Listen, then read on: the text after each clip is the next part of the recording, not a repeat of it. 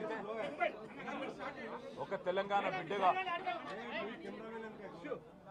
తెలంగాణ రాష్ట్రం కోసం పోరాటం చేసిన ఒక కార్యకర్తగా కేసీఆర్ గారి సైనికుడిగా స్వచ్ఛమైన మనస్సుతో నిర్మలమైన హృదయంతో స్పష్టంగా నేను గతంలో చెప్పింది మళ్ళీ చెప్తా ఉన్నా.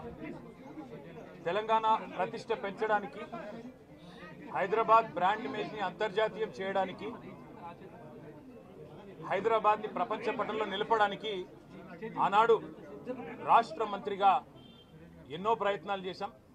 ఆ ప్రయత్నాలు చాలా మేరకు ఫలించి హైదరాబాద్ తెలంగాణ భారతదేశంలోనే ఒక ప్రధానమైన నగరంగా ప్రపంచ దృష్టిని ఆకర్షించే స్థాయికి తీసుకొచ్చే విధంగా పనిచేశాం.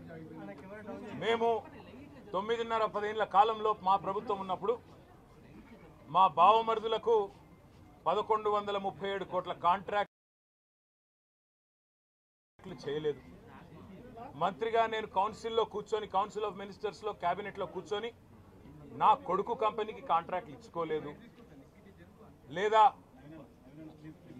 నేను ల్యాండ్ క్రూజర్ కార్లు కొనుక్కోలేదు. ఆ పనులు రేవంత్ రెడ్డి గారు, ఆయన మంత్రివర్గ సహచరులు, ఆ సాగు తెలివితేటలు, ఆ అవినీతి తెలివితేటలు వాళ్ళకే ఉన్నాయి. నేను 50 లక్షల రూపాయలతో ఎమ్మెల్యేలను కొనుగోలు చేయడానికి పోయి దొరికిపోయిన దొంగను కూడా కాదు. నేను నిఖార్సైన తెలంగాణ బిడ్డను. ఏ పని చేసినా తెలంగాణ కోసం, హైదరాబాద్ ప్రతిష్టలు పెంచడం కోసం చేశాను. అర పైసా అవినీతి కూడా నేను చేయలేదు, చేయబోను. సరే, ఇవాళ ఈ కొంచెం ఉర్రకుండా ఆగలుగుతారా?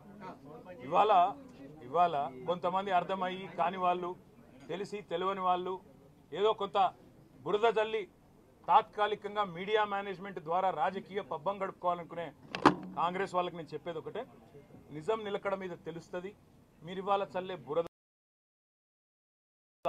ఎట్టి పరిస్థితుల్లో మా దృష్టి ఏదైతే కేంద్రీకరించబడిందో దాని నుంచి తప్పించలేదు.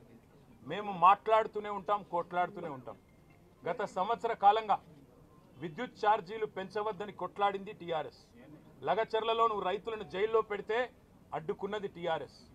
నువ్వు హైడ్రా పేరిట ఇండ్లు కూలగొడితే అడ్డుకున్నది టీఆర్ఎస్.